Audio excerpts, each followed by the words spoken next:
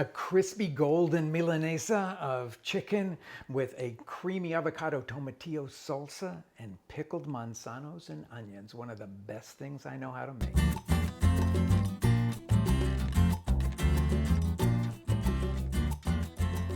Milanesa. It's the same as sort of the Italian Milanese or breaded fried cutlet.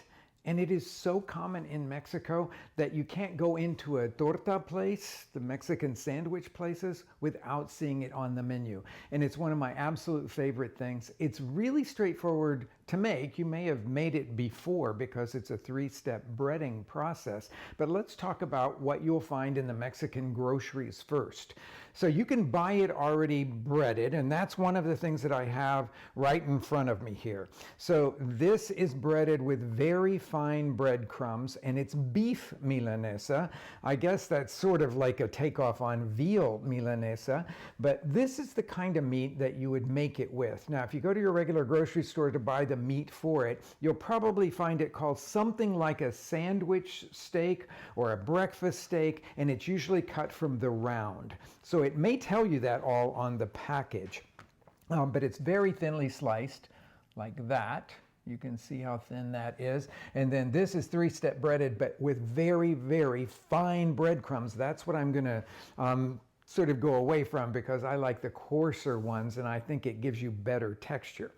Now, a lot of people, and I'm sure a lot of you, are going to want to do it with chicken, and that's become quite popular in Mexico as well. And it's a good place for chicken breasts because it cooks very fast, and it doesn't, this style of cooking, the breading and frying, will preserve the moisture in the chicken breast.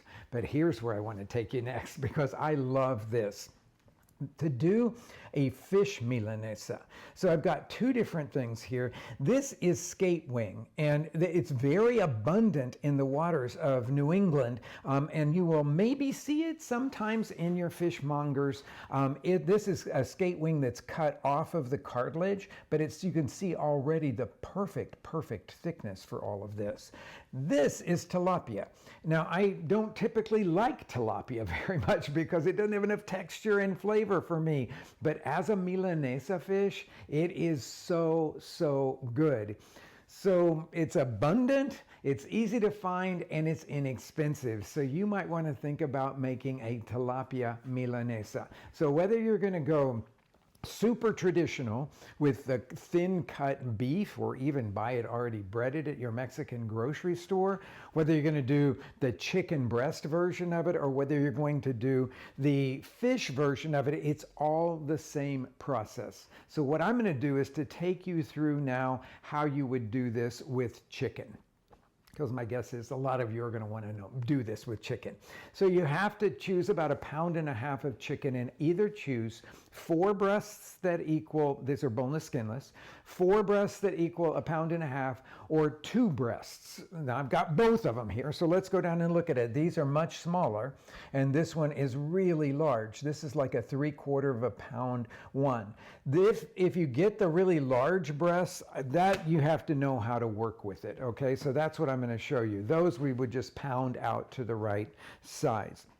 But for the large one, the 3/4 pound one, I'm going to just go working here, parallel to the cutting board, about halfway down. I'm going to take my knife and just cut crosswise like this. This is a place where you'll probably want to keep your hand flat to compress the flesh of the chicken breast, and then very gently just use your knife's blade.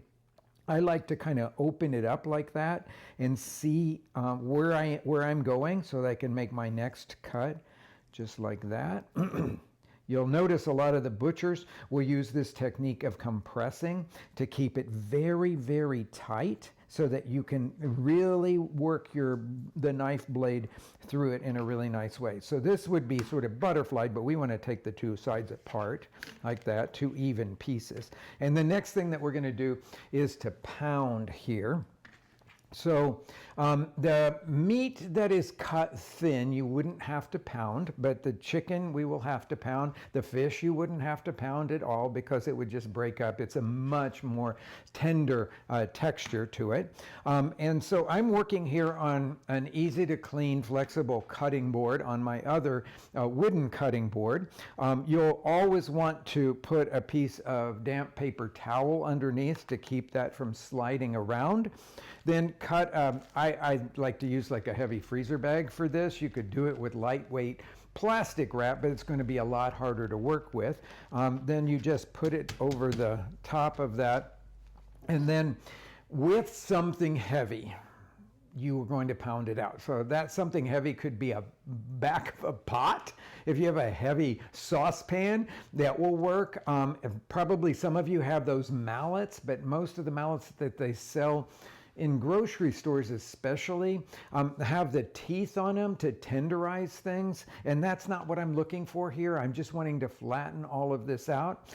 Sometimes the beef that you buy for this kind of thing, and those of you that live in areas where you have chicken fried steak, that's this kind of meat cut actually thicker and then run through a tenderizing machine called a jacquarding machine.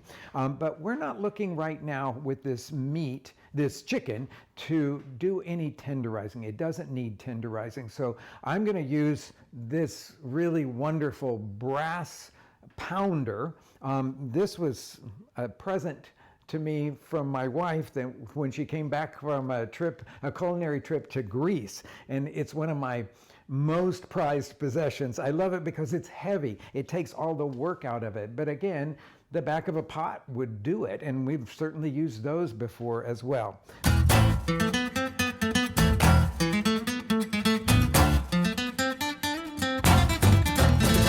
It's really thin on the edges. I tore it up a little bit there. I shouldn't have gone quite that thin on the edges there. But when it gets evenly thin, and it's going to be someplace you can see around 1/4 inch or something like that, that's the size that it's going to be for this. And we'll set up the 3-step breading now.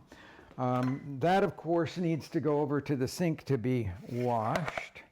And we're going to set up what the ingredients are that will make up that 3-step breading. So we have first eggs, and I'm going to crack a couple of eggs now into a bowl so that I can beat them with a teaspoon of salt. That's really important here. Okay, so we'll set that, measure in the teaspoon of salt. And so this is going to be most of the seasoning that we have for the breading part of it. So you want to beat it enough that you don't see streaks of white and yellow any longer.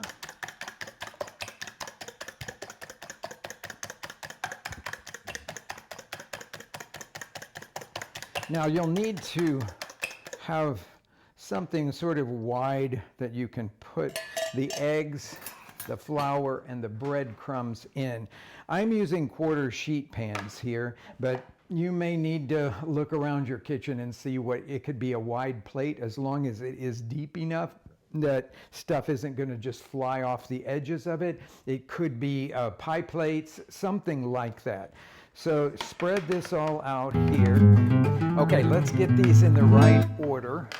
The flour will come first, and then I'm going to use a pair of tongs to grab the chicken with here. Our first step with this chicken will be to salt it on both sides. We want to make sure that there is seasoning on the meat as well.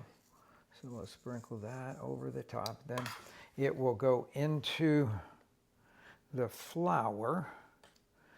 Then both sides, then into the egg. Just shake off the excess flour there. This kind of creates a little batter now to which we will stick these panko crumbs here.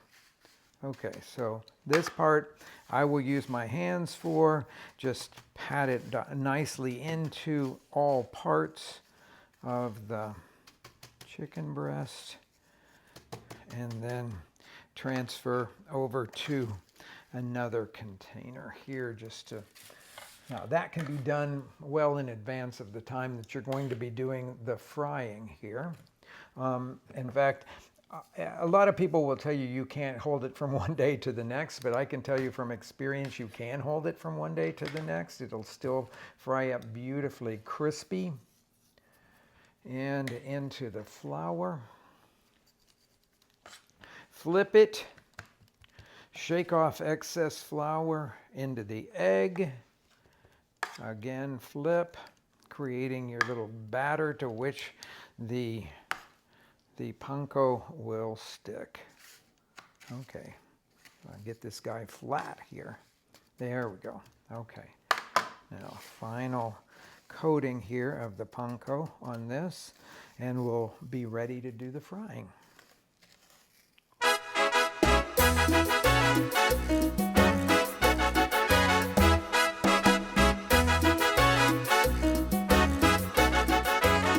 I've got more than just a light coating of oil in the bottom of this pan.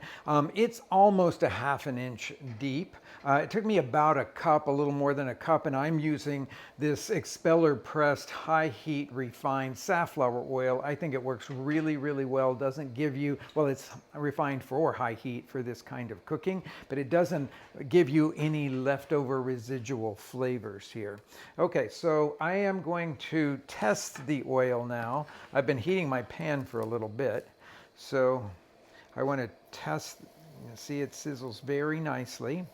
So I'm just going to lay one of our Milanesas of chicken in here, and then the other.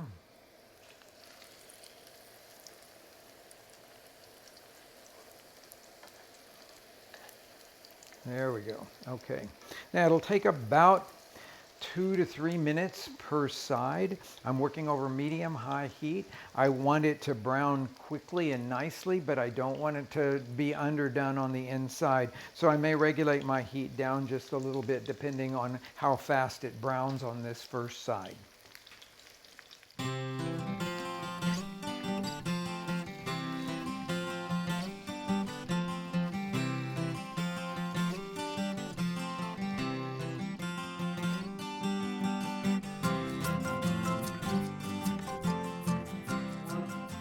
Now at the end, I've switched to a spatula to move this around because I don't want to crack off any of that beautiful crispy golden coating there. I oftentimes will do the draining on paper towels, but you could also do it on a rack like this. And then you're probably going to need a rack like this because you'll have to do your Milanesa frying in batches anyway, and then put this into the low oven and keep it until you're ready to serve, which should be really quickly because these don't hold particularly well. Now, you could put these, cut them up and make wonderful tortas out of it. It's one of my very favorite torta is the Milanesa of chicken. But I'm gonna show you how this looks beautiful, even as a platter presentation. I've only got a couple of them here, but I'm gonna transfer this guy over here to the platter and then put the other one sort of shingled on top of it. And then I have two of my favorite condiments here. I have an avocado tomatillo salsa. So it's sort of a little bit like a loose guacamole, but made with roasted tomatillos. We've got another video where I show you how to make that absolutely delicious thing. And then we've got the pickled manzanos and onions with a little bit of Mexican oregano. Yet another video where I'm going to show you exactly how to do that. So we'll spoon some of this beautiful salsa over the top of this. And then right down the middle, I will do some of our pickled manzanos and onions.